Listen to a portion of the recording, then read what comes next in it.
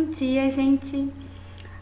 Hoje eu vim falar para vocês sobre é, uma, um dos assuntos, né, que a gente trabalha com as crianças já maiores, né? Quando eu digo as maiores aqui, é acima de 6 anos, que é a leitura da Bíblia. As crianças menores, elas têm a leitura da Bíblia, mas não é dada como uma aula, né? Não, aula da Bíblia, né? Então, o que eu vou falar hoje é aula da Bíblia, vou corrigir. Nas crianças menores, os pais podem ler e devem ler a Bíblia diariamente para as crianças. As crianças de 6 anos acima já terão a aula da Bíblia dentro do tempo de estudo da manhã, né, do timetable. E é bem interessante que a Charlotte traz o esquema de aulas e disciplinas dela. A gente deve lembrar que o foco é o ensino da Bíblia, o ensino de Deus, né? A Charlotte diz que o conhecimento de Deus é o principal conhecimento e o principal fim da educação. E como o principal conhecimento também vai ser a principal aula da criança. Logo ela sugere que a aula da Bíblia seja a primeira do dia. Assim, a gente já vai transmitir à criança que aquele é o conhecimento mais importante que ela precisa ter. E como essa aula é feita? A gente começa lendo uma passagem. A Charlotte sugere que até os 9 anos a criança tenha lido boa parte do Velho Testamento, ali os livros, o Pentateuco, os livros históricos, e também pelo menos 2 evangelhos 2 vezes, isso até os 9 anos. Então, a gente vai começar de forma cronológica, né, pelo livro de Gênesis. Então, você vai começar com a sua criança lendo um pequeno trecho do livro de Gênesis. Ela pede uma atenção maior com o Velho Testamento, por causa de alguns trechos que podem ser de maior dificuldade para entender da criança, né? O Velho Testamento tem casos de assassinato, tem casos de incesto, de violência. Então, ela sugere que o Velho Testamento seja sempre lido para as crianças. Já o Novo Testamento, as crianças podem ler sozinhas, né? À medida que elas já aprenderem a ler, claro. Já pode ser deixado para elas lerem sozinhas. Já o Velho Testamento, até os 9 anos, a Charlotte recomenda que seja sempre uma leitura em voz alta ou uma leitura supervisionada do trecho, né? Se for uma criança maior, você escolher aquele trecho, para a gente ter o cuidado com essas passagens mais violentas, né? Essas histórias que podem ser mais difíceis de entender. E como eu vou fazer essa leitura, né? A gente lê um pequeno trecho, geralmente 6, 8 versículos, ou o suficiente para findar aquela história, né? Findar um assunto, às vezes não a história, findar um assunto. Então eu pego um pequeno trecho,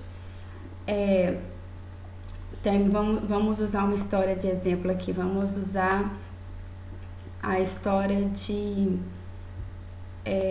José, né? Então eu posso pegar aquele pequeno trecho inicial da relação dele com o pai, com os irmãos, e depois um outro trecho dele no Egito, a relação dele com o faraó. Então a gente encerra um pequeno assunto ali. Você vai ler, a criança vai narrar de volta para você aquele pequeno trecho, né? Depois você pode fazer para ela uma pequena explicação. Uma explicação, né? Não é uma aplicação pessoal. A Charlotte acreditava, e a gente acredita assim também, que a aplicação da leitura da Bíblia vai vir pelo Espírito Santo. Mas que às vezes a criança pode necessitar de uma explicação. Então, por exemplo, se tem a história de José.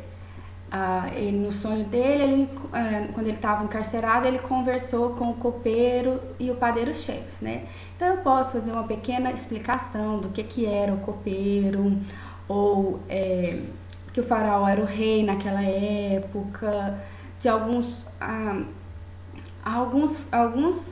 cenários assim que possa ajudar na compreensão da criança daquele texto lido. Mas eu não devo fazer aplicações pessoais, tipo, olha como José teve fé, olha como a gente pode aprender com José a ser obediente aos pais. Não, não é isso, tá? São explicações mesmo. Por exemplo, você explicar um determinado termo ou um determinado contexto daquela época, né? Um determinado costume que às vezes está citado ali e a criança ainda não conhece. Então, essas explicações a gente pode fazer depois da leitura, depois que ela já tiver apresentada a sua narração. Outro instrumento que a Charlotte usa são as ilustrações, né? Você pode usar uma Bíblia ilustrada para as ilustrações. A leitura deve ser feita da Bíblia mesmo.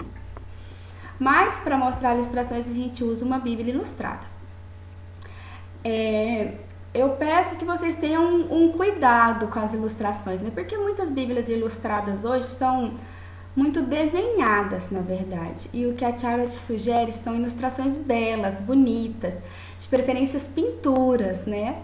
De fatos bíblicos.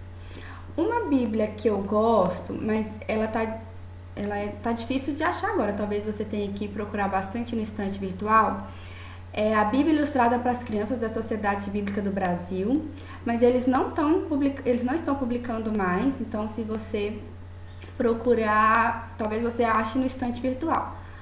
Mas tem outras Bíblias ilustradas que você pode utilizar, tomando esse cuidado de não ser uma ilustração muito twaddle, né? Muito abobada, muito infantilizada, muito desenhada, não.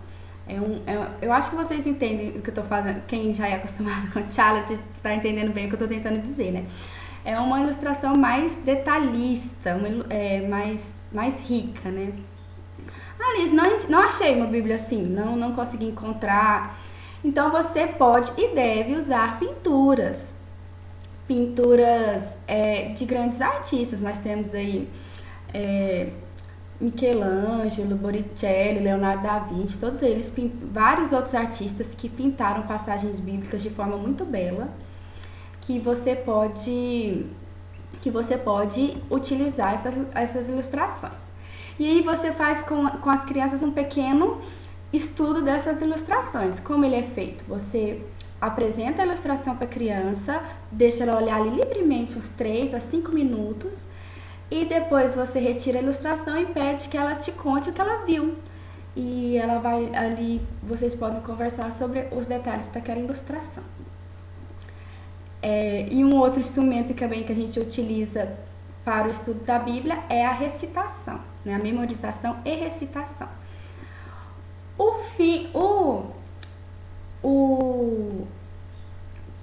O ideal é que a criança aprenda a recitar. E a memorização está ali como um instrumento, vai junto, né? Então, como eu faço isso? A gente lê pequenos trechos de uns 3 versículos, se as crianças forem menores, ou até uns 6 a 8 versículos, se as crianças forem maiores. E a gente vai ler e reler. Você pode ler e reler até umas 2 vezes ou 3 vezes no mesmo dia. Mas você a Charlotte sugere que você não peça a criança para ficar repetindo. Por exemplo, assim, no princípio criou Deus os céus e a terra. No princípio criou Deus os céus e a terra. Criança repetindo, não. Você vai ler aquele trecho. No princípio criou Deus os céus e a terra era sem forma e vazia, havia, e o Espírito de Deus pairava sobre a face das águas. Então eu li aquele pequeno trecho para a criança, eu posso repetir esse trecho para ela absorver melhor. E daí no outro dia eu vou e leio aquele trecho de novo. No outro dia eu vou e leio aquele trecho de novo. E eu só peço para a criança repetir a hora que você já tiver uma ideia de que ela vai conseguir falar aquele trecho. Então, quando eu já estiver ali percebendo que ela já está me acompanhando em algumas palavras, então aí eu, dali uma semana já trabalhando com aquele trecho, aí que eu peço para elas falarem. Aí a gente vai ver a dificuldade da criança ali, né, para memorização, e eu continuo repetindo no outro dia e no outro dia até que a criança grava. E também eu posso fazer de tempo em tempo uma lembrança dos que a gente já aprendeu anteriormente, né? Então, de tempo em tempo eu tiro um dia ou dois na semana pra gente lembrar os que a gente aprendeu, os trechos, os versículos que a gente aprendeu anteriormente. A Charlotte sugere um trecho, um a dois trechos a cada 3 meses, para as crianças memorizarem. Eu lembrei agora, falei das ilustrações, tem um blog, a moça chama Denise Ludwig, que eu acho que é assim que se fala, Ludwig, alguma coisa assim. Eu posso colocar o link para vocês. Ela fez umas postagens em que ela reuniu pinturas de artistas renomados, alguns mais antigos, tipo Michelangelo, como alguns mais atuais, de imagens, de ilustrações de histórias bíblicas, né? Ela tem Gênesis, Êxodo e algumas passagens do Evangelho. Então ficou uma compilação bem legal, né? Dá para você juntar bastantes imagens ali para você trabalhar com a criança. Ela fez uma postagem bem legal. Então fica aí de indicação para vocês, para quem estiver precisando dessas ilustrações, tá? Gente, por hoje é isso. Se você tiver alguma dúvida, qualquer dúvida, questão da aula da Bíblia, é só você deixar aí no comentário que a gente, assim que puder, responde, tá? Muito obrigada e um abraço!